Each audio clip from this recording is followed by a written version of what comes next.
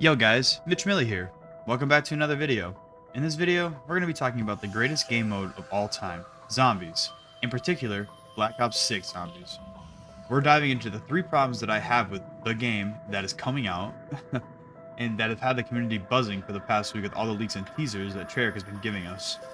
And don't worry, everything I've seen so far seems to be a huge upgrade from what we got in Cold War, and I'm super excited for this game. These are just things that I think, personally, would make the gameplay better. I'll be doing a separate video later this week talking about the positive changes that they've made so far.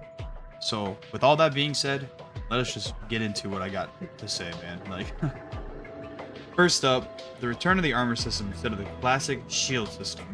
The armor system, introduced in Cold War, allows you to take a total of 7 hits up into the highest rounds. And MWZ takes a ton too, which we all know the game mode was too damn easy to begin with, and I don't even know why they even considered making it a 7-hit, because the weapons are all OP and blah blah blah, and it doesn't even make any sense to allow us to be this OP. But they did this anyways in Cold War, and it looks like they adopted the MWZ format in this game. So we might argue that the new armor system caters to hardcore fans.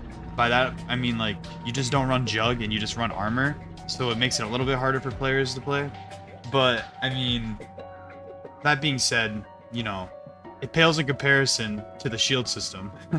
The shield system added an extra layer of strategy, aka smaller hitbox, and a risk reward factor caused by not knowing where the parts are at. And of course crafting it, right?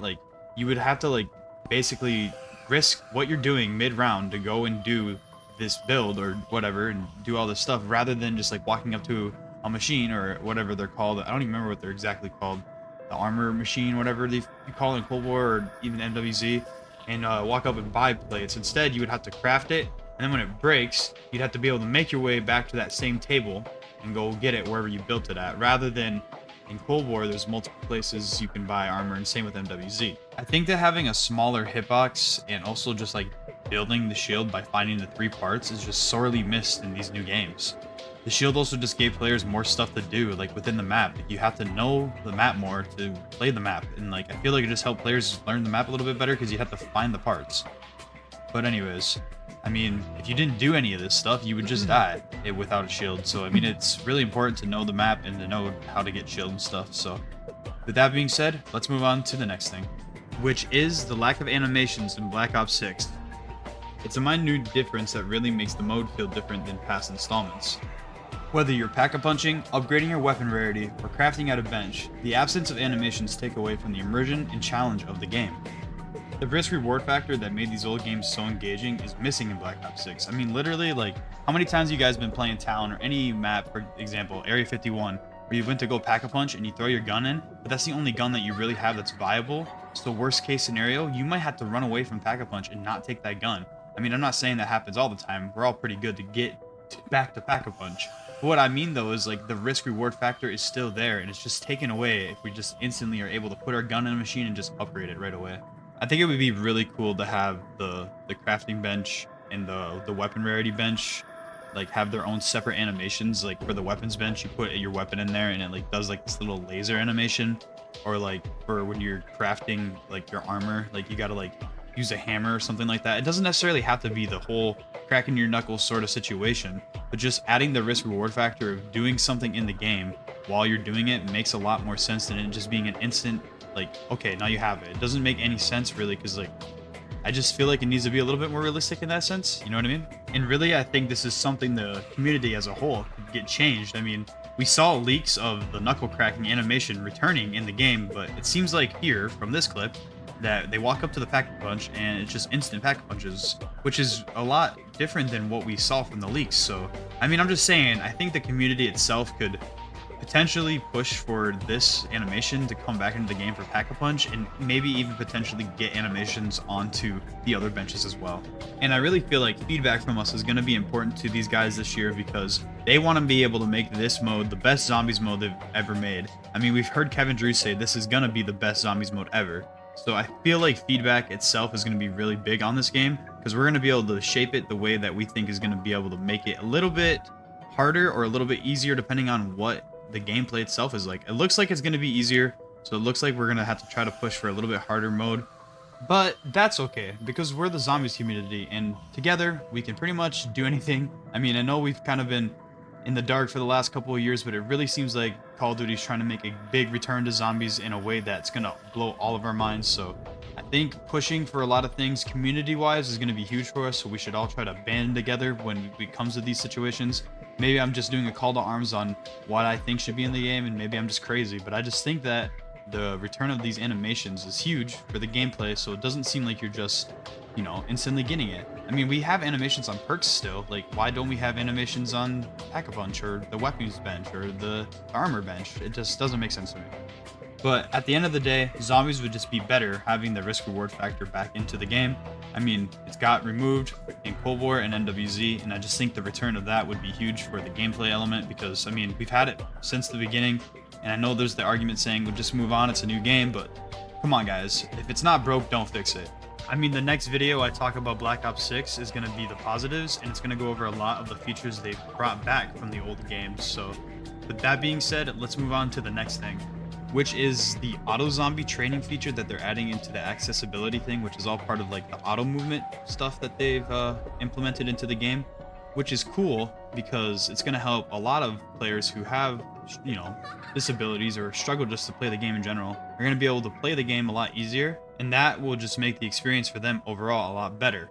But that being said, even though that caters to some of those players, for the high round community, what's going to happen with that? If auto training is just so overpowered to the point where you can just go forever and ever by just running the auto train feature, then what is even the point of high rounding? Like, it doesn't, I don't know, it just doesn't make sense to me. The auto training feature may change the dynamic of the game as a whole and basically would just flat out cut high rounds out, and I don't know how I feel about that because I feel like the game is a survival based game mode. It always has been from the jump. I mean, the original mode was literally just to get to a high round. That's why it was created. It was a fun mode that was just made for basically showing off to your friends how high you can go. I mean, obviously the game has evolved a lot since then. We've gotten a lot of new features and a lot of cool stuff that's very awesome to just play with in general.